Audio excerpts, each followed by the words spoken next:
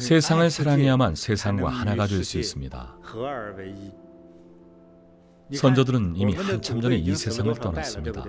우리도 언젠가는 사라지지만 세상은 계속 존재합니다. 그래서 이 세상과 하나가 되면 영원히 살아갈 수 있습니다. 사랑의 마음을 간직해야만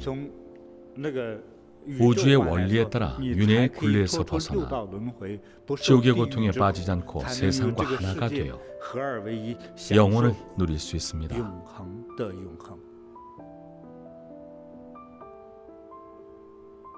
누가 어떤 직업을 가졌더라도 오늘 제가 말씀드린 세상과 하나가 됨을 늘 염두에 둔다면 해내지 못할 일은 없습니다. 제 가르침을 제대로 이해하셨다면 사람의 생로병사와 생명의 본질을 어느 정도는 파악하셨을 겁니다. 지난 며칠 동안 꾸준히 수업을 들었던 분들은 지금 마음이 편안할 겁니다.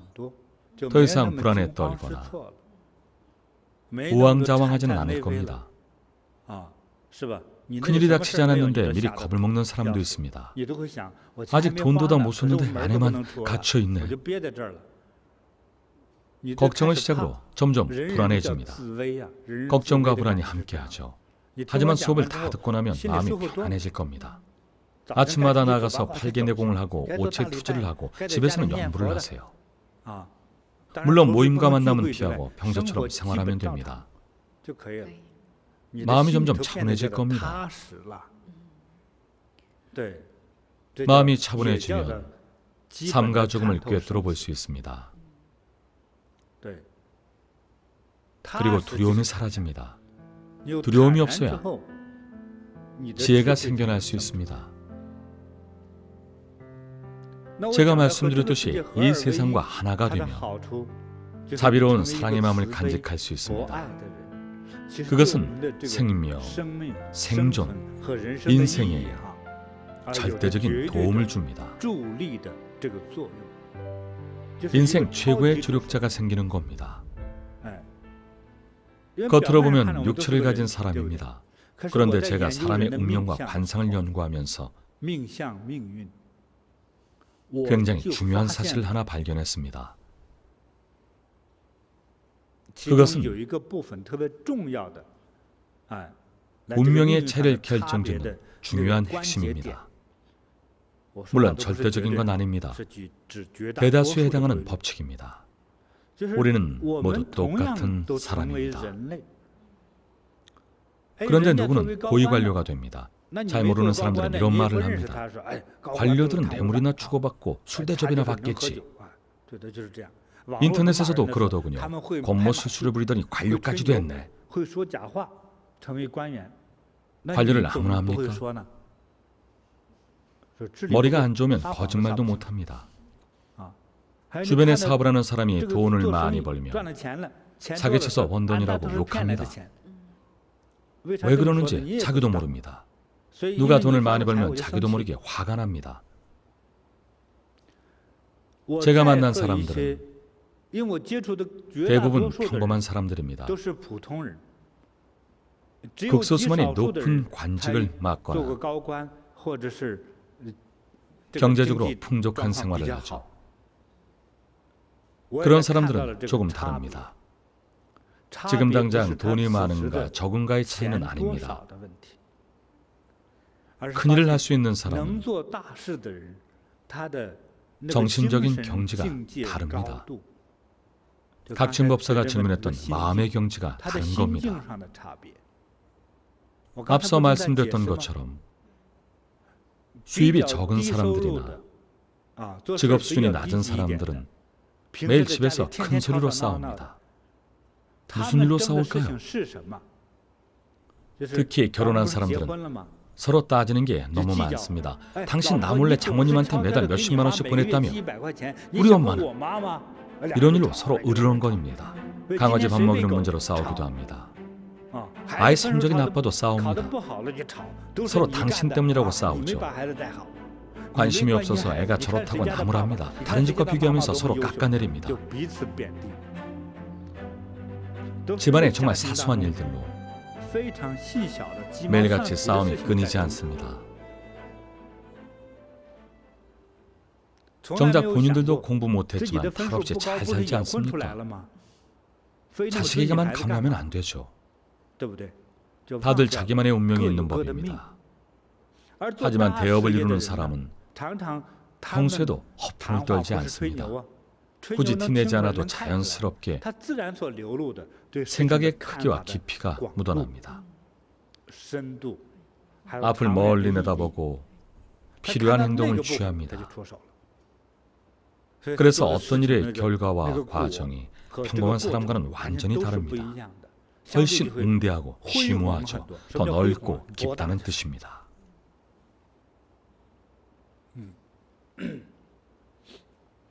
예전에 어떤 요리사에 대해 이야기한 적이 있었죠. 이 요리사가 이 세상을 사는 동안 큰 잘못도 없었는데 죽고 나서 어디를 갔죠? 각진? 천국의 문 앞에서 심판을 기다리고 있었습니다. 천국인지 지옥인지 정하는 심판이었죠. 앞줄에는 변호사가 있었습니다. 변호사가 먼저 심판을 받고 있는 중이었죠. 변호사로 평생을 살다 보면 직업을 폄하하는 건 아니지만 싫든 좋든 주위에 물들기도 하죠. 가끔은 자신의 이익을 위해서 공정함을 잃기도 하고 때로는 양심을 속이고 비도덕적인 일을 하기도 합니다. 변호사의 일은 그렇잖아요. 염라대왕도 다 알고 있었죠. 그리고 판결이 나왔습니다. 네가 한 일을 보니 좋은 일은 많이 하고 나쁜 일은 적게 하였으니 천국으로 가거라. 전문직이니까요. 변호사로서 해야 할 일을 했던 거죠. 천국으로 갔군요. 요리사는 속으로 저런 변호사도 천국에 갔으니 나도 무조건 천국이구나. 그랬겠죠. 나쁜 일은 안 했으니까요. 그렇죠. 변호사처럼 그런 일들은 안 했으니까요. 그저 요리사였습니다. 그렇게 요리사의 심판이 시작됐습니다. 그런데 기대에 부푼 요리사가 말도 꺼내기 전에 염라대왕이 너는 지옥이다 라고 했죠. 저는 왜 지옥입니까? 나쁜 일을 한 적이 없는데요. 그러자 염라대왕이 말하길 너는 너의 타고난 사명을 거슬렀다. 네가 본래 타고난 사명은 더 많은 음식을 관장하는 요리장이 되는 것이다. 세상의 모든 음식에 풍미를 더하고 더 많은 제자를 키워야 했다. 그렇죠. 더 많은 요리사를 키웠어야 했죠. 그런데 자기가 차린 작은 식당 살림만 신경 쓰면서 만족했죠. 하늘의 사명을 거슬렀기 때문에 지옥에 가게 되었습니다. 타고난 사명을 거스르고 빛났어야 할 시간을 낭비해서 지옥에 간 겁니다. 더 큰 잘못을 저지른 거죠. 인류에 더 큰 공헌을 할 수 있는 일을 하지 않고 자기 식당 요리에만 신경을 썼습니다. 이것이 바로 그의 죄입니다. 마음의 크기가 작으면 작은 일에만 신경 쓰고 집착하는 법입니다. 나란 일을 생각하는 사람은 자신의 후궁이 술 취한 장군에게 희롱을 당해도 크게 개의치 않았습니다. 누구나 실수는 하니까요. 그보다는 나라를 다스리는 일이 더 중요했습니다. 큰 일도 아니고 단지 무례를 저지른 것뿐이니 넘어갔던 겁니다. 그만큼 마음의 경지가 높았던 거죠. 평범한 사람이라면 이럴 겁니다. 내 아내를 건드려 당장 죽여버릴 테다. 몸싸움이든 말싸움이든 가만두고 보진 않았겠죠. 왕의 그릇을 가진 사람은 생각이 다른 법입니다. 보통 사람들은 왕이 뭐 대단하냐며 기회만 된다면 자기도 왕이 될 수 있다고 하겠죠. 절대 그렇지 않습니다. 생각의 크기가 다릅니다. 소인배들은 대부분 집안의 사소한 일들로 싸우며 살아가는 게 고작입니다. 마음의 경지에 따라 우리의 운명이 바뀝니다.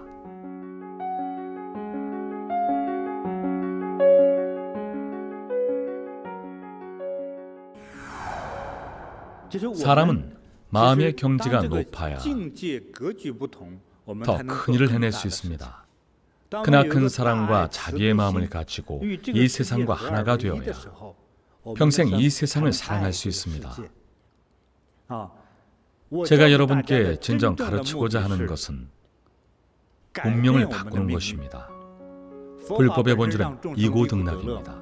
우리는 살면서 많은 벽에 부딪힙니다. 그 벽들이 우리의 지혜를 가로막기도 하죠. 배움이 부족하거나 가르침이 부족하거나 또는 가정 형편이 어려워서 지혜를 얻지 못합니다. 하지만 오늘은 기회가 생겼으니 다 같이 시도해 봅시다. 오늘 여러분과 이야기를 나누면서 가능하다면 저 역시 여러분께 도움을 드리고 싶습니다. 지금 당장 이 세상을 바꾸려는 것이 아닙니다. 그럴 만한 힘도 없습니다. 다만 제 말을 이해한다면 조금은 바꿀 수 있습니다. 이 방법으로 자신의 운명을 더 나은 방향으로 바꿀 수 있습니다. 그동안 작은 일에 연연했던 분들은 오늘 이야기한 큰 사랑을 품으세요. 큰 사랑이 생소할 수도 있겠네요. 곧 대자대비를 뜻합니다. 자비로운 마음은 언제나 모두를 이롭게 합니다. 관상을 믿는 사람들이 많은데 관상은 이치가 분명한 학문입니다.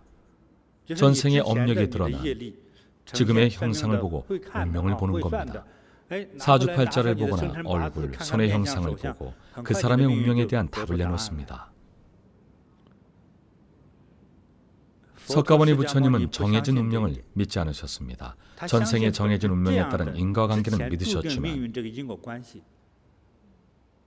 운명이 완전히 정해졌다고는 믿지 않으셨습니다. 운명은 바꿀 수 있다고 말씀하셨죠.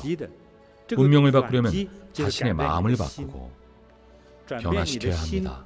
새로운 마음의 눈으로 세상을 바라보고 느껴야 합니다. 지금 이야기하는 내용을 잘 듣고 이해한다면 새로운 변화가 찾아올 겁니다. 그것이 바로 선행과 보답입니다. 인과로 생기는 정해진 운명은 있지만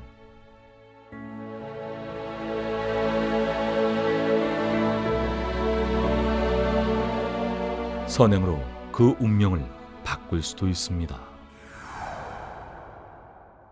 이제 여러분께 세계적으로 유명한 아이젠하워에 대한 일화를 들려드리겠습니다. 누가 이야기하겠습니까? 각진? 제가 말씀드리겠습니다. 아이젠하워는 미국의 대통령이었습니다. 대통령이 되기 전에는 2차 세계대전 당시 유럽연합군 총사령관이었습니다. 최고 지휘관이었죠. 아이젠하워 일행이 다른 지역에서 프랑스로 돌아가는 날이었습니다. 회의에 참석하러 가는 길이었죠. 눈보라가 몰아치는 날이었습니다. 정해진 이동 경로가 있었기 때문에 그 경로를 따라 이동해야 했습니다. 그런데 독일 나치군의 무시무시한 정보력을 미처 예상치 못했습니다. 독일군은 이미 이들 일행의 경로와 시간, 장소까지 알고 있었고 그 경로 곳곳에 저격수를 배치해서 이들을 암살할 계획을 세웠습니다. 이 상황을 알 리 없는 일행은 정해진 경로대로 이동하고 있었죠. 어느 지역의 마을을 지날 때였습니다. 여전히 거센 눈보라가 몰아쳤고 추운 날씨가 이어졌죠. 차를 타고 가던 일행이 길가에 세워진 차를 발견했습니다. 기사에게 차를 세우게 하고 무슨 일인지 알아봤더니 한 노부부가 길가에 서 있었습니다. 아이젠하워는 차에서 내려 무슨 일인지 물어봤죠. 추운 날씨 때문에 차가 고장나서 시동이 걸리지 않는 상황이었습니다. 근처에는 마을도 없고 지나가는 사람도 없어서 어쩔 수 없이 기다리고만 있었던 거죠. 아이젠하워는 우선 노부부를 집으로 모셔다 드리기로 했습니다. 나이도 많은 노인들이 이 추위에 더 있다가는 생명이 위태로울 수 있었으니까요. 아이젠하워의 부하 참모들은 굳고 반대했죠. 안 됩니다, 장군님. 회의 시간에 늦지 않게 도착해야 합니다. 날씨도 좋지 않은데 더 지체하면 일정에 차질이 생깁니다. 아이젠하워는 그럴 수 없었습니다. 노부부의 생명이 걸려 있으니 길을 돌아가더라도 우선 집으로 모시도록 하자. 그렇게 길을 돌아가야 하다 보니 자연히 원래의 이동 경로가 아닌 다른 길을 통해서 회의 장소에 도착했습니다. 다행히도 제 시간에 맞춰서 회의에 참석했습니다. 무슨 일이 벌어질 뻔했는지는 여전히 모르고 있었죠. 하지만 나치군은 당황스러웠습니다. 분명 확실한 첩보를 입수하고 저격수까지 매복시켰는데 아이젠하워 일행이 끝까지 나타나지 않았으니까요. 예상도 못했을 겁니다. 아이젠하워가 선한 마음으로 곤경에 처한 노부부를 돕기 위해 원래의 이동 계획을 변경하느라 경로가 바뀌었다는 걸 몰랐던 겁니다. 결국 노부부를 도왔을 뿐만 아니라 자신의 생명까지 구할 수 있었죠. 그 덕분에 모든 연합군의 군사력을 유지할 수 있었고 또 그 덕분에 2차 대전에서 승리할 수 있었던 겁니다. 자신에게 닥친 화를 피하고 이 세상의 운명을 더 나은 방향으로 이끌었습니다. 이 모든 것이 바로 마음속에 품은 선한 마음 덕분이었습니다. 노부부를 돕고자 하는 마음이었죠. 정말 위대한 인물이죠. 당시 연합군의 총사령관으로서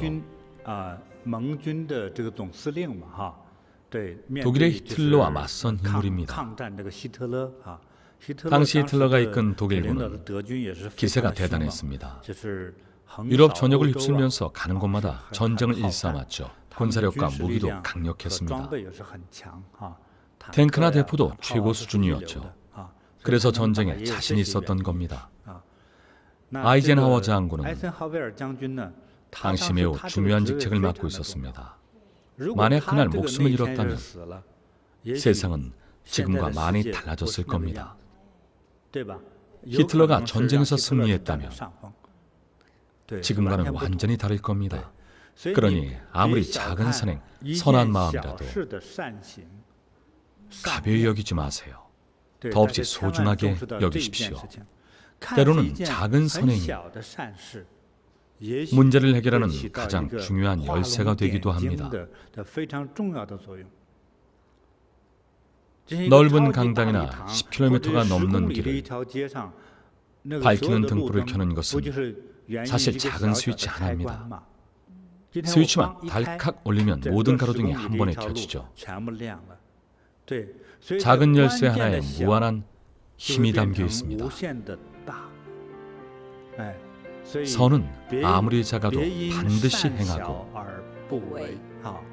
악은 아무리 작아도 반드시 멀리하라. 작은 선행으로 한 사람을 구하고 나아가 전 세계를 구했습니다. 꼭 명심하세요. 정말 훌륭한 일화였습니다. 선행 덕분에 이 세상의 운명이 변했습니다. 선은 아무리 작아도 반드시 행하고 악은 아무리 작아도 반드시 멀리하십시오.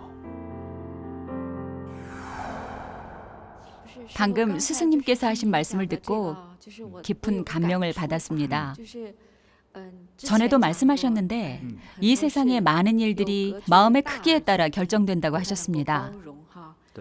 방금 각진 법사가 이야기한 일화는 작은 일처럼 들릴 수도 있겠지만 사실은 역사에 남을 만한 일이었죠. 지금의 역사를 바꾼 결정적인 사건이었습니다. 마음의 크기가 역사를 바꿨습니다. 그렇다면 작다는 개념은 어떤 의미를 지닐까요? 물론 크다는 개념은 넉넉한 용량과 포용성, 큰 그릇을 상징하죠. 위대함을 상징하기도 하고요. 작다는 개념도 그 자체로서의 의미가 존재하겠죠. 작은 것이 역사를 결정하기도 하고 많은 이의 운명을 결정하기도 하니까요. 스승님께서 조금 더 설명해 주실 수 있을까요? 작다는 개념은 근본적으로 어떤 의미가 있나요? 크고 작음의 개념은 이 세상을 이해하기 위해서 세상의 크고 작음에 대한 이해가 필요하죠.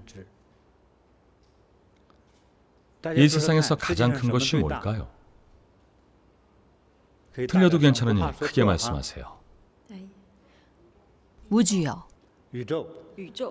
네, 우주가 제일 크죠. 우주는 몇 킬로미터나 될까요? 네, 모릅니다. 계산이 불가능하죠. 알 수 없죠. 그런데 지구와 태양 간의 거리는 전체 우주 안에서 어느 정도를 차지할까요? 굉장히 작은 부분을 차지합니다. 오늘날까지도 인류는 우주의 크기를 정확히 알지 못합니다. 무한히 크고 넓으니까요. 이렇게 말하면 쉽게 이해할 수 있을 겁니다. 우주는 무한히 크고 넓습니다. 그렇다면 작은 건 어떨까요? 작은 것에서 큰 것을 본다는 말이 있습니다. 조각가를 예로 들어보죠. 초소형 조각이요. 정말 작은 쌀알 위에 산을 조각하기도 하고 만리장성을 새기기도 하죠. 현미경과 손재주만 있으면 뭐든지 조각할 수 있습니다. 작은 것에서 큰 것을 보는 것이죠. 그리고 과거 중국에서 가루담배를 담아두던 단지인 비연호, 거기에도 그림이 그려져 있습니다. 비연호는 호두할 만한 크기의 유리병입니다. 눈썹 그리는 연필보다 더 가는 붓으로 그 위에 그림을 그려냅니다. 몇 시간 후면 한 폭의 그림이 완성됩니다. 그림 속에는 10마리의 말들이 장군을 태우고 벌판을 질주합니다. 구름을 배경으로 저마다 무기를 들고 섬세하게 묘사된 갑옷은 진짜처럼 선명하고 명확합니다. 사진을 찍어서 영화처럼 큰 화면으로 비춰보면 와 하고 감탄이 나오죠. 이건 역시 작은 것에서 큰 것을 보는 겁니다. 작은 것에서 큰 것을 본다의 의미를 여러분도 한번 생각해 보세요. 방금 호두알을 얘기했었죠. 1시간 동안 망치로 호두를 깨면 호두는 가루가 됩니다. 작은 쌀알에 1% 정도 크기가 되죠. 눈으로는 거의 보이지 않을 정도로 작아집니다. 가장 작은 형태가 되겠죠. 그보다 더 작은 형태는 눈에 보이지 않습니다. 우리가 먹는 밀가루를 예로 들어보면 밀가루의 크기는 얼마나 작을까요? 분쇄기로 갈아낸 밀가루 한 톨을 탁자에 놓고 보면 육안으로는 보이지 않습니다. 그만큼 작습니다. 눈에 보이지 않을 만큼 작죠. 눈에 보이는 작은 밀가루 알갱이들도 사실은 가루들이 서로 뭉쳐서 눈에 보이는 것뿐입니다.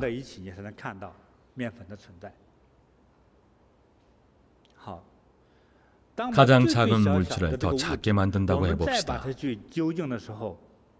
물질이 가장 작아지면 얼마나 작아질까요? 그것을 뭐라고 불러야 할까요?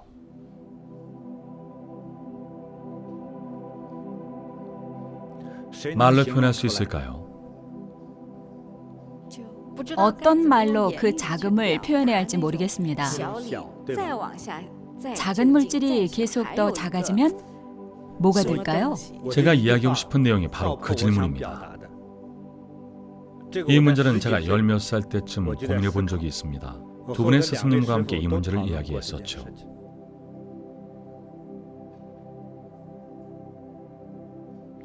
스승님께서는 극소라고 표현했습니다. 여기서 극은 극단적, 남극의 극입니다. 스승님께서는 극소가 곧 극대라고 하셨습니다. 작은 것이 더없이 작아지면 공이 되고 공은 곧 무한함을 상징합니다. 순식간에 공이 되나요? 순식간은 아닙니다. 화학적인 현상이 아니니까요. 어떤 물질이 극단적으로 작아져서 더 이상 작아질 수 없게 되면 어떻게 될까요? 더없이 작아지고 나면 사라지는 상태가 공입니다. 한없이 작아져서 사라지는 것이 바로 공입니다. 먼지를 작게, 더 작게 쪼갠다고 해봅시다. 더 이상 작아질 수 없을 만큼 작게 쪼개고 나면 작은 것이 아니라 사라지고 맙니다. 이제 이해하겠습니까? 더 이상 나눌 수 없을 때까지 작아지면 더 이상 존재하지 않습니다. 사라집니다. 그것이 바로 공입니다. 공의 크기를 잴 수 있을까요? 아니요. 정말 심오하네요. 극히 작은 것은 곧 극히 큰 것이 됩니다. 작은 정도가 극에 달하면 극히 큰 것이 되죠. 그리고 극히 많아져도 공이 됩니다. 그래서 이런 말이 생겨났습니다. 공즉 시세, 색즉 시공. 서로 생리적, 화학적 변화를 거치는 과정에서 유에서 무가 생겨나고 무에서 유가 생겨납니다. 양적 인식을 이해해야 합니다. 즉 유는 공이 되고 공은 다시 유가 됩니다. 불교 경전에도 이런 가르침이 있죠. 이러한 자연의 이치를 이해해야 합니다. 과학이나 종교적 이론을 말하려는 것이 아닙니다. 종교적 개념이 아닙니다. 가장 작아졌을 때의 결과는 무엇인가? 인조사님이 말씀하신 답은 무였습니다. 무는 아무것도 없는 상태를 뜻합니다. 저의 밀교 스승님께서는 공이라고 말씀하셨습니다. 색이 극에 달하면 공이 된다라고 말씀하셨죠.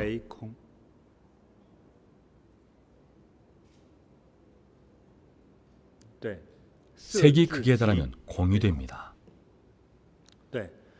가장 작은 물질이 작용하는 힘은 가장 큰 물질과 비슷합니다.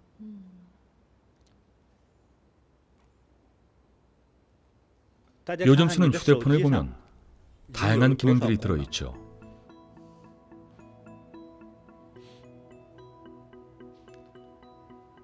(25년 전) 그 당시의 컴퓨터나 1980년대의 컴퓨터부터 시작해서 오늘날의 휴대폰까지 발전했습니다. 이제 제 휴대폰입니다. 화면이 꽤 큽니다. 보통 사람들이 일상생활에서 편하게 사용하게 하려고 일부러 화면을 크게 만들었죠. 성냥갑처럼 작게 만들 수도 있습니다. 기능은 똑같이 넣어서 만들 수도 있습니다. 다만 아직까지 휴대폰으로는 직접 요리를 할 수 없습니다. 자체적으로 물건을 생산하는 기능은 아직 없으니까요. 하지만 다른 기능들은 이미 사람을 대체하고 있습니다. 특히 우체부의 역할을 대신하죠. 많은 우체부의 역할을 대신하고 전화기의 기능을 대신합니다. 파발꾼의 역할을 대신하고 있죠. 과거에는 편지를 보낼 때 멀리 떨어진 가족에게 이 편지를 전해달라고 부탁하면 사람이 직접 말을 타고 전했습니다. 그런데 지금은 1분마다 톡합니다. 톡하고 받고 톡하고 보냅니다. 다들 그러죠? 과거에는 다그닥 말을 타고 가는데 2시간, 오는데 2시간이 걸려 겨우 편지 한 통을 전했습니다. 요즘 휴대폰이 인력과 능력을 대체하고 선생님까지 대체하고 있습니다. 영어를 배우고 싶다면 휴대폰으로 얼마든지 배울 수 있습니다. 영어 수업을 듣고 싶다면 휴대폰으로 영어 강의를 찾으면 됩니다. 많은 분들이 선수행을 배울 때도 휴대폰으로 온라인 수업을 듣습니다. 지금 브리 선수에서도 모바일 전용 사이트를 개발하고 있습니다. 100일 정도 후면 운영할 것 같습니다. 휴대폰으로 사이트에 접속하면 많은 수업을 들을 수 있습니다. 앞으로 생방송이나 다른 수업들도 올릴 계획입니다. 휴대폰만 있으면 시청할 수 있습니다. 지금의 생방송도 많은 젊은이들이 휴대폰으로 시청하고 있습니다. 작은 것에서 큰 것을 보고 있는 것입니다. 모든 물질은 우리 눈에 보이지 않는 것으로 없어졌다 하여도 없어진 것이 아니라 이 우주 공간에서 에너지로 변한 것일 뿐 여전히 존재합니다.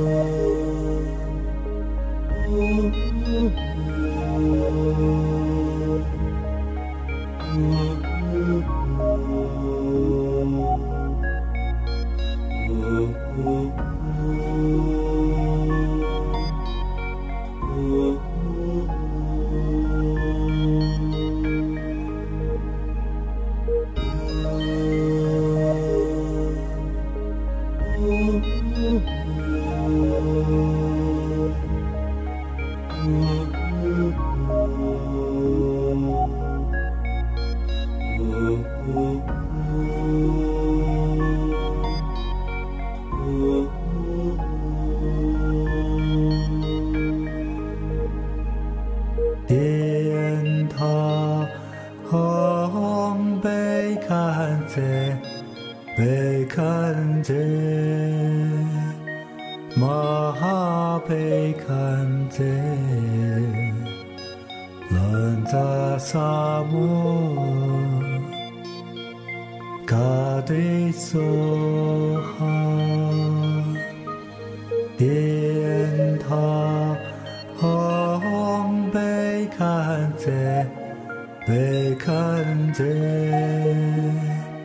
马被看见，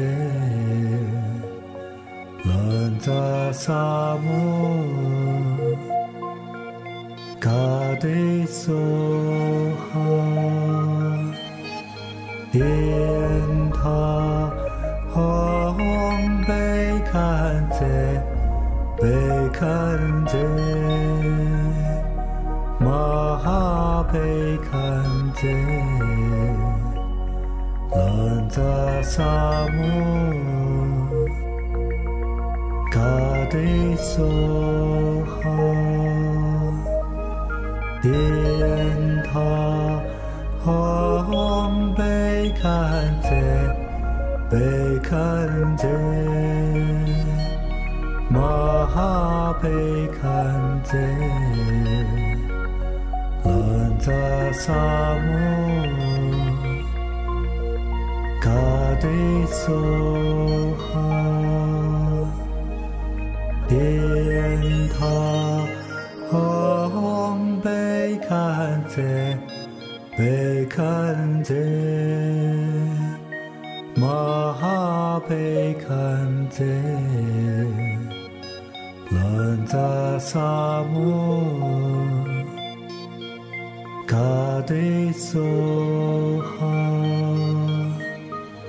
天堂被看见，被看见，马被看见，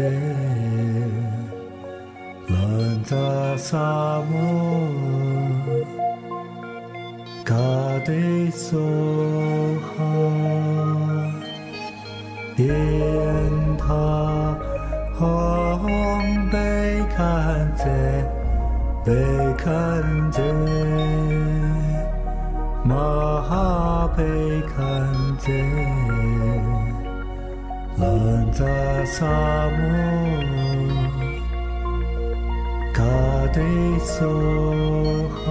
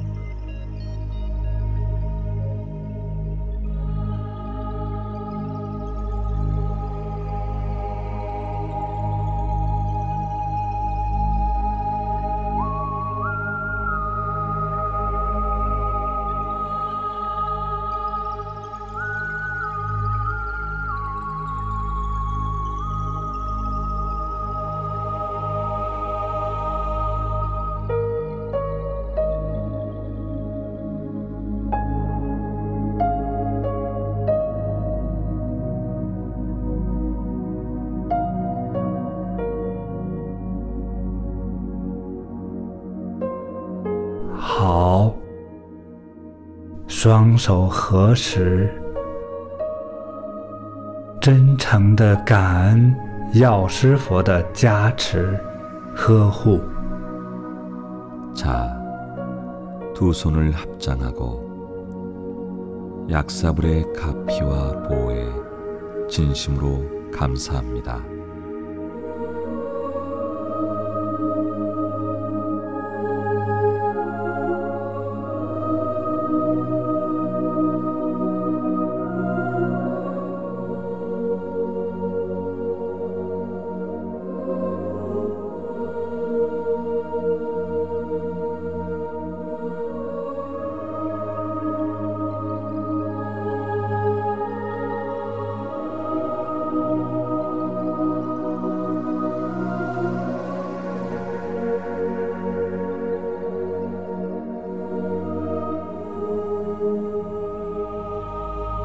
搓搓手，轻轻地搓搓脸， 손을 비비고 가볍게 얼굴을 문지릅니다.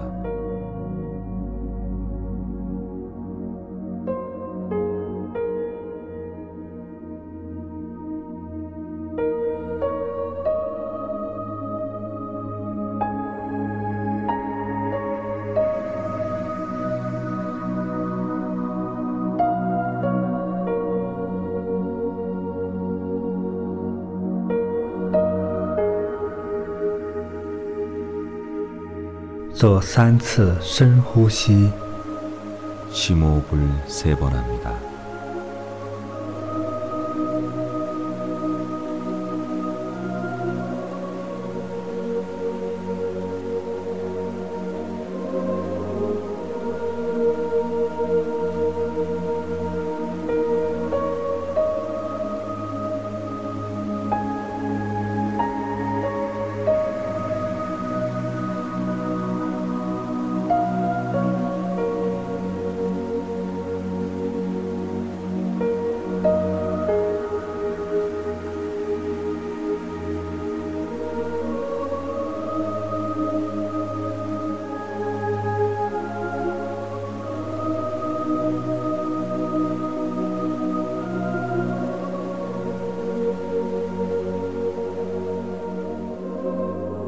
感恩大慈大悲的药师佛， 대자 대비하신 약사 부처님 감사합니다.